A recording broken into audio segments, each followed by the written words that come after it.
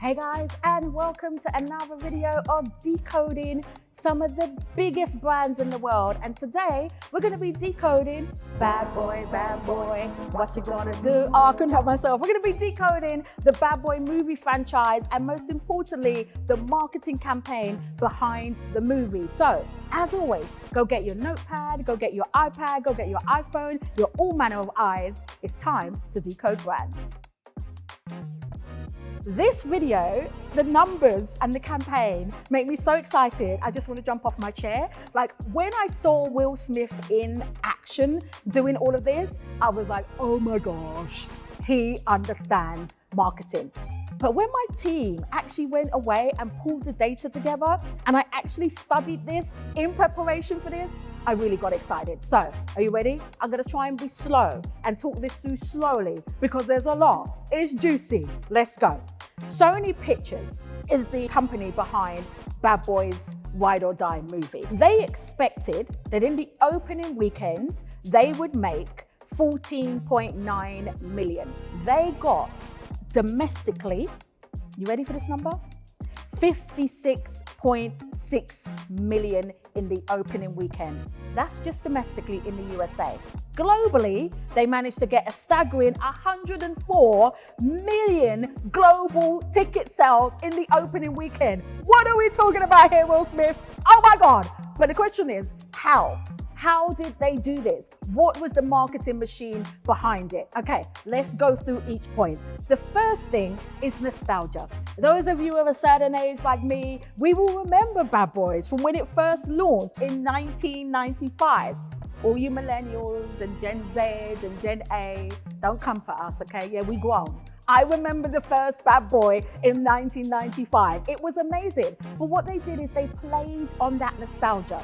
There is a clip where on TikTok, Will Smith basically went into the Porsche in 2003-04, and then you saw it click to the Porsche in 1995. Oh, nostalgia moment. It was so good. The amount of stuff that they did content-wise on TikTok alone was staggering. So let's look at this. They quickly understood the power of short content. They quickly understood the power of frequent posting. So let's look at this. On the TikTok campaign, they managed to reach 191.9 thousand followers with one post alone. They reached, with all their 90 uploads, 400,000 likes. I'm gonna say that again because I jacked up the number. 11.4 million likes. Just on TikTok alone. They understood that what they needed to do with TikTok is they needed to be fun, they needed to play on the nostalgia, and they did things like this. You know, the original song is like, bad boy, what you wanna do when they come for you. Okay, that's my speeded version. On TikTok, they said, TikTok. In fact, let me not jack it up.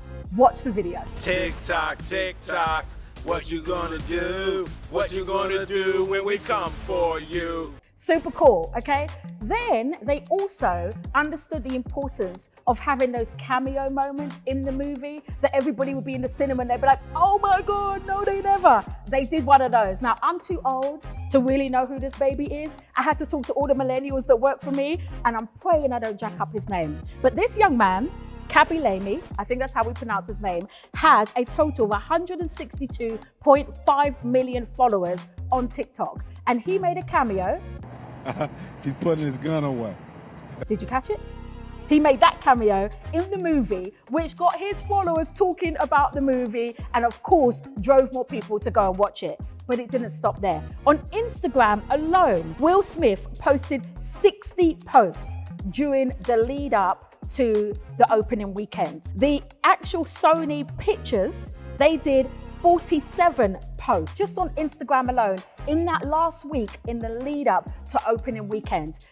On Instagram, the thing that grabbed me the most that they did so ingeniously was when they did the behind the scenes video. I don't know if you've seen the video that looked like the computer game. Okay, I'm gonna stop talking.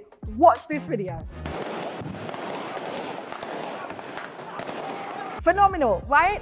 I'm not a person who's into violence. I'm not really a gamer, but when I saw that, I was like, oh my God, this looks so good, I wanna watch it. Like, I was sold.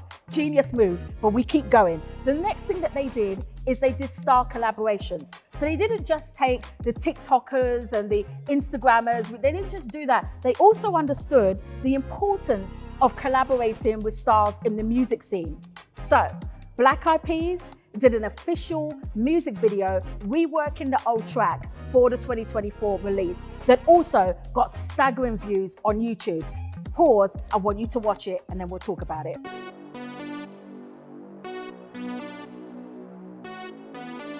That Black Eyed Peas video then infused a partnership with Spotify, as well as SoundCloud, as well as Pandora.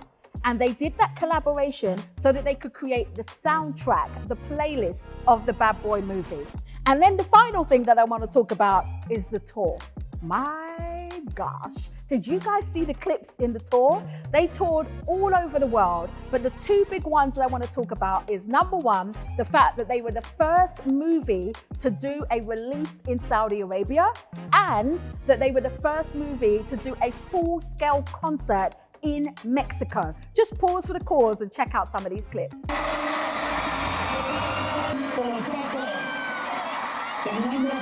If that's not enough, they also did private listening parties for those in the music industry and for influencers in the music industry so that they could check out the album for Bad Boys. I mean, I got 2 pages of notes, y'all. The campaign was so robust. But the question is, what can you learn from it? This is what you can learn. Number one, marketing isn't about one platform at one time. No. When you're doing a campaign, there's something that we call in marketing the channels of communication. Before you start being creative, you need to take a step back and you need to think, what are all the channels of communication that I can use? So in this case, they use TikTok influencers, that's one channel. They use music artists, that's another channel. They use music platforms, another channel. They use a listening party, another channel. They used a tour, another channel. I've already said 5 channels. As well as the normal advertising, the trailers, as well as the billboards. So in addition to traditional channels, it is your responsibility as a marketeer to identify where are the new channels. How can we find something that maybe hasn't been done before, or how can we do it better than our competitors? So that's the first thing you need to learn. Multiple channels of communication makes the best campaigns. The second thing that you really want to get a hold of is telling the story before the story. I can't say this enough. The amount of clients that I work with, and I'm like, will you tell the story before the story? What do I mean by that? If you're launching a new book, as an example, I want to see you when you signed your book deal. I want to see you at home writing the book. I want to see you when you go to the photo shoot and you're preparing for the front cover. If you're launching a new business, I want to see you hiring new staff. I want to see you finding your first office. I want to see you buying your web domain. Tell the story of the brand launch before the launch. That's what Will Smith did with Martin Lawrence with all these behind the scenes videos. They were telling the story before the story. Now, a lot of you might be like, oh, cute, but why? That's a lot of work. And I want to tell you why. Because people buy people. People buy people. So they want to know your story. They want to see your ups and your downs, the highs and the lows. They want you to lift up the bonnet and they look underneath the bonnet and see what you're doing. And the reason why it's important for you to give them access is because when they buy into your journey, they spread the word about your journey. They reshare the content about your journey. And me, I know this firsthand. I managed to sell over 100,000 copies of my book, I Am My Brand. 5 years later, the book is still selling. 5 years later. Why? Because I told the story before the story. I literally took you guys on a 6-month journey before the book was even released. And you need to do the same.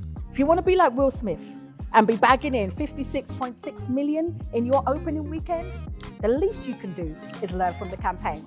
So, as always, put it in the comments. What have you learned from today's video? Do you agree with me? I know you marketeers out there, you've always got something to say. I'm open for the discussion. What did you learn from today? And what else have you got to add to the conversation? Let's keep going. One sharpening one makes a great brand. See you next time.